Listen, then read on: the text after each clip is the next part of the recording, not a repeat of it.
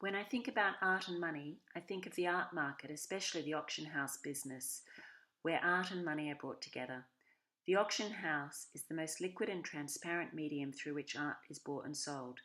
It reflects current trends and tastes in art by illustrating what the market will bear in terms of economic costs. In other words, the price someone's prepared to pay for a particular work of art. While I worked at Christie's Auction House in 1990 in New York in the Department of Impressionist Drawings and Watercolors, the Impressionist department sold Vincent van Gogh's Portrait of Dr. Gachet in May of that year.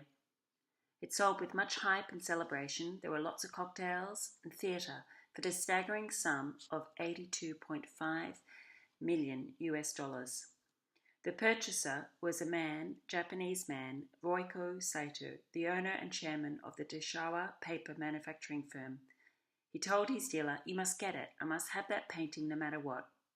With the pre-sale estimates figured in, he expected to pay about 33 million.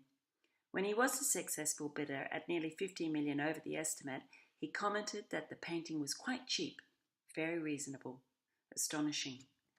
This story raises two very interesting questions. Firstly, can one value art?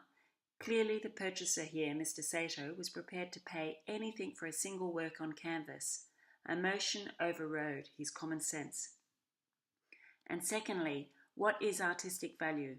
Dr. Gachet sold for 82.5 million US dollars, yet Van Gogh's painting of the Red Vineyard he sold in his lifetime for 400 francs, clearly a fraction of what was paid for the portrait he made of his doctor at the asylum where he was treated.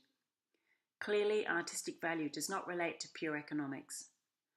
Artistic value then comes from an understanding of an artist's life and methods and the developmental practices, as well as how the artist's work reflects current trends and tastes in the market.